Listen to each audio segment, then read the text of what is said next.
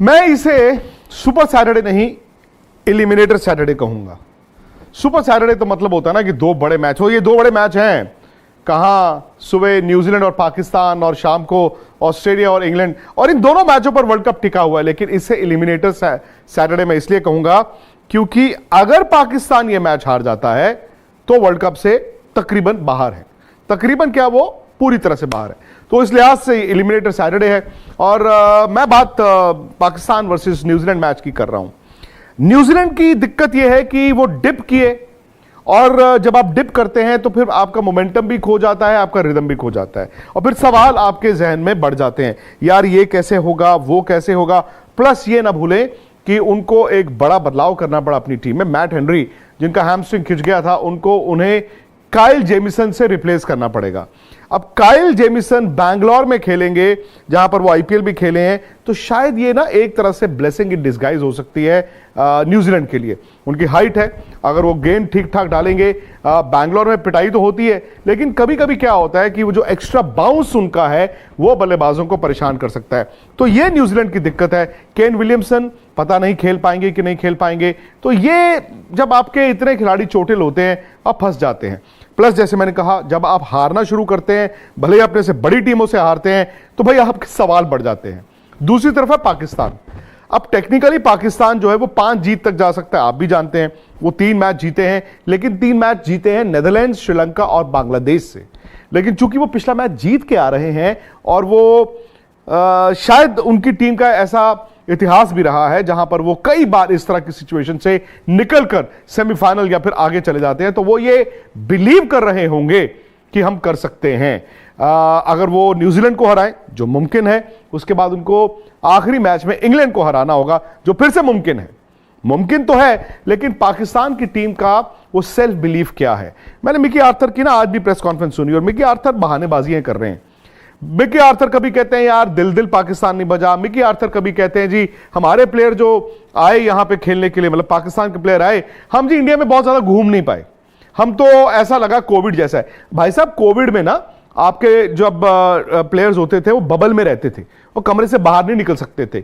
यहां पर तो हम तस्वीरें देखते रहते हैं यार, पाकिस्तान के प्लेयर्स तो कहा है कि हम एंजॉय कर रहे हैं। अब इसका मतलब ये थोड़ी है कि आप वर्ल्ड कप खेलने आए हैं तो जी आपके प्लेयर पार्टियों में जा रहे हैं, या आपके प्लेयर जो है वो महफिलें लूटने जा रहे हैं, ऐसा नहीं होता। तो ये बहानेबाजी जब तक आपके ड्रेसिंग रूम में रहेगी, आप कैसे अच्छा खेलोगे, मुझे आप बताइए। टीम अच्छी वो जो बहानेबाजी नहीं, जो ये माने कि हम गलत खेले थे, और जो ये कहे कि हां जी आज हम खड़े होंगे, आज हम करेंगे। तो सारी की सारी बात आ जाती है कि वो सेल्फ बिलीफ पाकिस्तान का क्या है। अच्छा, पाकिस्तान की दिक्कत यह भी है कि उनका बैटिंग ऑर्डर नहीं चल रहा था। दिक्कत थी कि उनके बीच में स्पिनर्स गेंद नहीं कर रहे थे। फखर जमान के आने से ना अचानक से ये टीम बेहतर दिखती है, क्योंकि अब्दुल्ला शफीक ने तो पहले भी रन बनाए थे। अब हो क्या रहा था कि अब्दुल्ला शफीक जब रन बनाते थे, इमाम वहां से रन रेट गिरा देते थे, फिर किसी को एक रिस्क लेना पड़ता था, फिर बाबर आते थे, बाबर के भी रन नहीं आ रहे थे, तो ये दिक्कत उनको थी। फखर जमान ने एक पारी जो कोलकाता में खेली, वो एक तो देखिए बड़े प्लेयर तो थे ही, लेकिन यह भी हकीकत है कि पिछले कई मैच ऐसे थे जहां पर उनके रन्स नहीं आ रहे थे। सो मच सो कि लोगों ने यह भी कहा कि यार फखर को खिलाते क्यों। भाई नए ओपनर तो अब्दुल्ला शफीक आए ना, फखर और इमाम ही तो ओपन करते थे, तो इन दोनों के रन नहीं आ रहे थे, फखर के खास तौर से। बट वो जो इनिंग उन्होंने खेली, आई थिंक वो पाकिस्तान की एक तो भाई बल्लेबाजी के लिहाज से, और एक मुझे लगता है उनके ड्रेसिंग रूम के लिहाज से, बिकॉज ये तो समझेंगे ना कि यार आपको थोड़ा अग्रेसिव क्रिकेट खेलनी है। भैया बैंगलोर में खेल रहे हो, बैंगलोर में ऐसा बहुत कम होगा कि जी आपने 250 पौने 300 रन बनाए और आप मैच जीत गए। यहां आप भी जानते हैं यार 350 पौने 400 रन चेज भी हो जाते हैं। तो ये at the back of the mind रहेगा। हाँ, पाकिस्तान यहां पे ऑस्ट्रेलिया से मैच खेला था, तो थोड़ा सा कंडीशन से वाकिफ भी होंगे। प्लस वहां पर रेन फोरकास्ट है। अब रेन फोरकास्ट का क्या होता है ना, जब हम रेन फोरकास्ट देखते हैं, हम देखते हैं उस दिन कितने % चांसेस ऑफ रेन है, वो ना एक्यूरेट नहीं होता। मैंने अगर पढ़ लिया 80% चांसेस ऑफ रेन, तो इसका मतलब ये नहीं है कि 24 घंटे में 80% वक्त जो है बरसात होती रहेगी। इसका मतलब है 80% बरसात होगी। अब वो कितने मिलीमीटर होगी वो नहीं पता, लेकिन वहां के लोकल्स ये बता रहे हैं। हालांकि आज जब न्यूजीलैंड प्रैक्टिस करके जा रहा था तो बरसात हो गई, लेकिन लोकल्स जो हैं वो ये बताते हैं कि बरसात अगर होगी भी तो शाम को होगी। और चूंकि न्यूजीलैंड पाकिस्तान का मैच सुबह 10:30 बजे इंडियन स्टैंडर्ड टाइम पे शुरू होगा, इसका मतलब है कि दिन में शायद मैच ना हो। अच्छा, अब अगर बरसात ना हो, अब सवाल आता है कि बरसात ना हो, बरसात थोड़ी सी हो, थोड़ा सा 2-4 ओवर अगर कम भी हो जाए।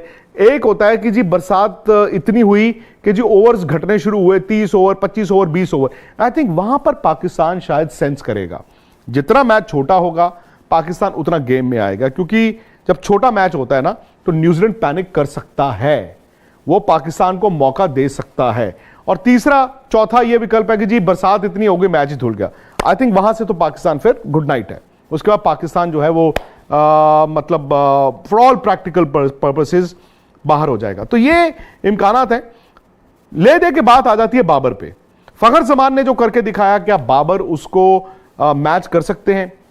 याद कीजिए 2011 का वर्ल्ड कप भारत की टीम जीत रही थी, एमएस धोनी की परफॉर्मेंस नहीं थी, लेकिन जिस दिन इट मैटर्ड यानी कि फाइनल में धोनी ने जाके एन वक्त पर वो इनिंग मैच जिताने वाली खेल दी, वर्ल्ड कप जीत गया इंडिया। तो बाबर के लिए शायद वर्ल्ड कप खत्म नहीं हुआ।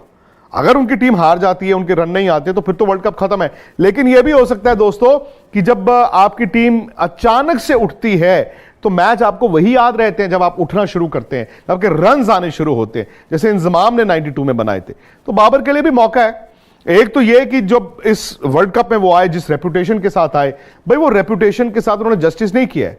देखिए दुनिया 3-3, 2-2, 100 बना के बैठी हुई है और बाबर ने स्ट्रगल किया है। उनके 350 जरूर हैं, पर वो उस तरह से नहीं आए। कैन ही डिलीवर एक कप्तान के तौर पर और एक बल्लेबाज के तौर पर? मुझे लगता है कि बड़ा मैच जीतने के लिए ना बाबर की परफॉर्मेंस बहुत जरूरी है। दूसरी बात, अगर पाकिस्तान की गेंदबाजी की बात करें, उनको मोहम्मद वसीम नाम का अच्छा फास्ट बॉलर मिला है जो स्किडी है। आकिब जावेद की याद, जब वकार और वसीम बॉल डालते थे उनके साथ आकिब जावेद डालते थे। आकिब भी विकेट लेते थे, क्यों? क्योंकि वो स्किडी बॉलर थे, वो टप्पे पे डालते थे। और मोहम्मद वसीम जूनियर ने वो टेम्परामेंट दिखाया है। लेकिन भाई साहब, ले दे के पाकिस्तान की दिक्कत यह है, अगर ऊपर से आफरीदी ने और मोहम्मद वसीम ने या जो भी नया बॉल डालेगा विकेटें नहीं ली, अगर ऊपर से उन्होंने 2 या 3 आउट नहीं किए, तो मिडिल ओवर्स में ना पाकिस्तान के पास स्पिनर्स नहीं है, पिटाई बहुत ठीक ठाक होगी। और अगर आपकी एक बार पिटाई होनी शुरू हो जाए बैंगलोर में, तो फिर रुकता नहीं है। पाकिस्तान बैक 10 यानी कि लास्ट 10 ओवरों में अच्छा बॉल डालता है, बट तब तक यह भी देखना होगा ना कि आप कितने रन खा चुके हैं। तो यह मुझे लगता है कि पाकिस्तान के लिए 2 चीजें हैं। एक ये कि बाबर आजम की कप्तानी, बाबर आजम की कप्तान वाली बैटिंग, और दूसरा अगर उनके गेंदबाज नई गेंद के साथ विकेटें ले सकते हैं तो पाकिस्तान गेम में आएगा। न्यूजीलैंड में भी अगर आप सलामी बल्लेबाज देखें, विल यंग और कॉनवे, इन्होंने इतने रन नहीं बनाए हैं, बट अगेन वो टीम बड़ी है। हो सकता है कि न्यूजीलैंड की टीम फाइनल खेल रही हो सकता है न्यूजीलैंड की टीम वर्ल्ड कप जीत जाए। तो यहां से वो भी समझते हैं, कॉनवे भी, कि हो सकता है भाई साहब मेरा वर्ल्ड कप यहीं से शुरू हो। तो ये मुझे लगता है कि आमने सामने है। अगर मुझसे पूछे, मैं न्यूजीलैंड को फेवरेट मानूंगा, स्लाइड फेवरेट मानूंगा, बट चूंकि उनका डिप हो रहा है, वो गलत वक्त पर डिप कर रहे हैं, तो वहां पर पाकिस्तान के पास एक मौका है। बट पाकिस्तान को अपने से बेहतर क्रिकेट खेलनी होगी। यह नहीं कि वो जिस तरह की क्रिकेट खेल रहे हैं, बल्कि जो उनका पोटेंशियल भी मुझे दिखा है, उससे बेहतर क्रिकेट खेल के ही वो न्यूजीलैंड को हरा सकते हैं। तो न्यूजीलैंड उनको मौका देता है। प्लेयर्स इंजर्ड है, प्लेयर्स चोटिल हैं, तो कप्तान न्यूजीलैंड के जो है वो उनके पास लिमिटेशंस हो जाती हैं। वो अगर पाकिस्तान एक्सप्लॉइट कर पाए और ये वो पाकिस्तान दिखे आज से 15 साल पुराना खूंखार पाकिस्तान, तो भाई वो वर्ल्ड कप में जिंदा रहेंगे। नहीं तो जैसे मैंने कहा, एलिमिनेटर सैटरडे, उनके लिए दरवाजे शनिवार को बंद भी हो सकते हैं। दूसरा मैच आप जानते हैं ऑस्ट्रेलिया और इंग्लैंड का है, बड़ा दिलचस्प मैच होगा। अब हर रोज हम उम्मीद करते हैं इंग्लैंड जगेगा, देखते हैं कि वो जगेगा कि नहीं जगेगा। बाकी आप अगर जाग के जीतना चाहते हैं तो आपके लिए है जी Super 11 Fantasy League. Super 11 Fantasy League मैं आपको रोज बताता हूं, इसी चैट की डिस्क्रिप्शन से आप उसको डाउनलोड करें, रजिस्टर करें। ये वाहिद ऐसा प्लेटफॉर्म है जहां आपको 100% इनामी राशि जो आप खेलते हो मिलता ही मिलता है। कोई कमीशन नहीं, कोई जीएसटी नहीं, कोई कुछ नहीं। तो आपको सुपर 11 पर ढेर सारी टीमें, मैं तो कहता बनाइए, आप इतनी टीमें बनाएं कि आप जीतें जीतें और जीतते ही रहें। तो आपको सुपर 11 फैंटेसी लीग को डाउनलोड करना है, रजिस्टर करना है। और अगर आप इस वीडियो को पसंद करें तो प्लीज इसको लाइक करें, इसको शेयर भी करें, और साथ ही साथ स्पोर्ट्स तक को सब्सक्राइब करें, क्योंकि 7 मिलियन 70 लाख का परिवार ये होने वाला है। और हो सकता है कि आप ही हो जो 7 मिलियंथ सब्सक्राइब